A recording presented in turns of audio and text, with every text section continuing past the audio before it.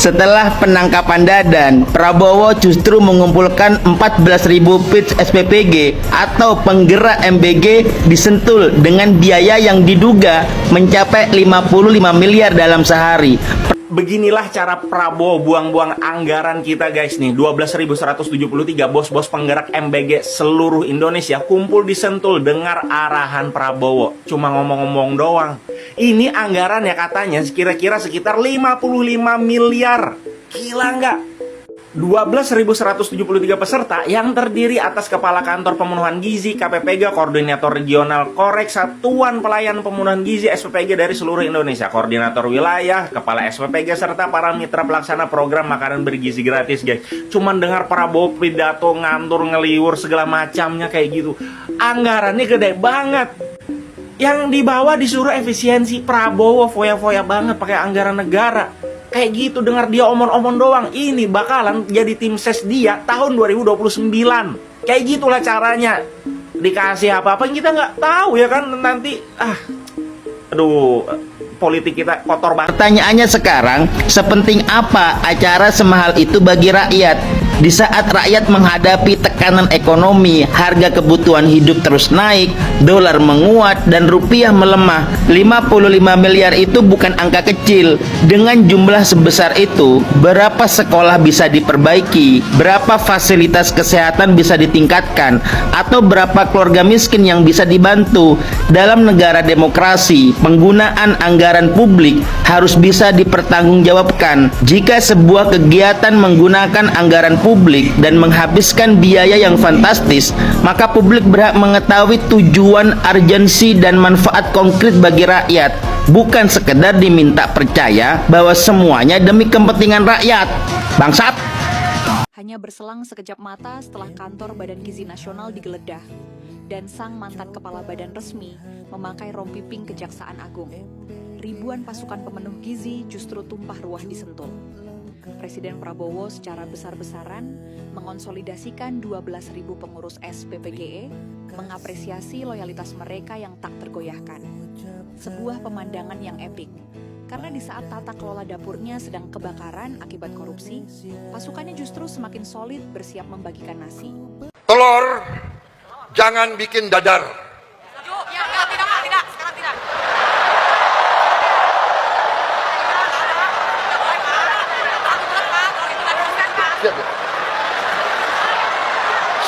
Sekarang ini ada emak di belakang. Enggak, Pak, sekarang enggak.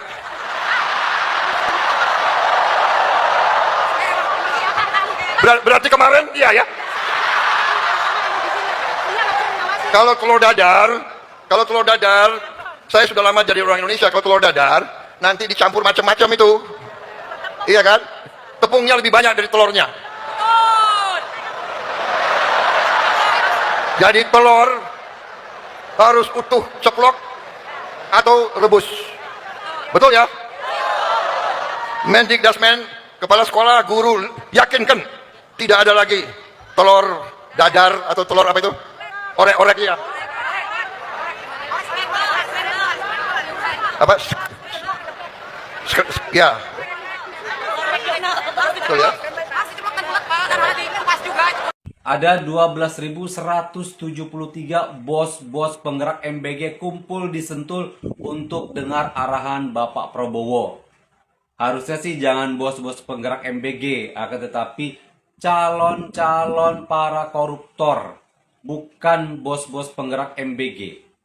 Dan kalian tahu berapa anggaran yang dikeluarkan oleh pemerintah untuk mengadakan acara tersebut? 55 miliar rupiah. Uang negara keluar hanya untuk acara yang tidak ada gunanya dan tidak ada manfaatnya, hanya untuk mendengarkan arahan Bapak Presiden. Di saat Indonesia sedang genting, di saat Indonesia sedang darurat, ya, harga dolar semakin melonjak tinggi, akan tetapi presidennya membuang anggaran-anggaran negara dengan sia-sia. Instansi kementeriannya disuruh efisiensi anggaran, sedangkan dia salam akal sehat. Lur, ini hanya prediksi saja ya Lur. Percaya atau tidak kalian suatu saat nanti karyawan MBG ataupun SPPG akan dimanfaatkan sebagai lumbung suara partai politik ataupun calon presiden. Saya ingatkan ini hanya prediksi ya Lur. Yang percaya boleh sepil pendapatnya di kolom komentar, dan yang tidak percaya boleh juga disepil di kolom komentar ya. Terima kasih. Momen Hendrik Irawan tengah berjoget di acara konsolidasi program makan bergizi gratis atau MBG di Sentul, Bogor. Sosok Hendrik sendiri bukan nama yang asing. Ia sempat viral beberapa waktu lalu setelah mengungkap bahwa dapur SPPG yang dikelolanya mendapatkan sekitar 6 juta rupiah per hari dari program MBG. Pernyataan tersebut langsung ramai dibahas di media sosial dan memunculkan berbagai tanggapan dari masyarakat. Saat itu, Hendrik juga menjelaskan bahwa angka tersebut bukan keuntungan bersih, serta usaha yang dijalankannya disebut belum balik modal. Diketahui, Hendrik memiliki Dapur Satuan Pelayanan Pemenuhan Gizi atau SPPG yang berlokasi di Pangauban, Kecamatan Batu Jajar, Kabupaten Bandung Barat. Kalau wargi Bandung Barat sendiri, masih ingat gak dengan sosok Hendrik Irawan yang sempat viral karena pernyataannya soal 6 juta rupiah per hari dari program MBG? Bos BGN sudah dipecat, udah masuk ke Kejagung ya, lagi ditelusuri. Dugaan-dugaan markup harga atau korupsi lah yang merugikan negara. Nah sekarang saatnya untuk kita konsentrasikan di kepala SPPG masing-masing. Jangan sampai dikepalai sama orang yang tidak ahli di bidang nutrisi atau di bidang gizi. Baik lagi, ini makan catering, bukan catering biasa, tapi ada embel-embelnya makan bergizi, gratis. Bergizinya itu harus di-highlight. Jadi harus orang yang capable di bidangnya untuk mengepalai SPPG, masing-masing SPPG. Ya, contoh deh gini, kepala sekolah berarti harus orang yang ahli di bidang pendidikan, betul? Kepala rumah sakit orang yang harus ahli di bidang kesehatan, betul? Begitu juga kepala ini ada apalagi nih, kepala Badan Gizi Nasional atau kepala SPPG, ya, gizi, MBG. Maka bergizi gratis berarti harus ahli gizi atau nutrisi. Jangan orang sembarangan, karena disitulah timbul kesalah kegiatan atau kesalah eksekusian di masing-masing SPPG. Jadi masyarakat sepakat, kita kompak bareng-bareng lihat siapa kepala SPPG-nya. Penting loh itu, penting banget. Kalau mereka nggak capable, gimana menjalankan bisnis yang bernuansa gizi untuk anak bangsa. Catat. Jadi pecat semuanya, ganti kepala SPPG atau owner SPPG-nya kalau bukan ahli gizi harus diganti. Kemarin saya dan Pak Tony Robbins ini kita ikut makan di salah satu sekolah. Dan ini dapur yang salah satu terbaik. Aku makan, saya akui. Karena ini apa itu? Dapurnya Polri, nasinya enak. Nasinya enak. Pulen. Saya curiga ini khusus untuk karena udah dapat info presiden mau datang.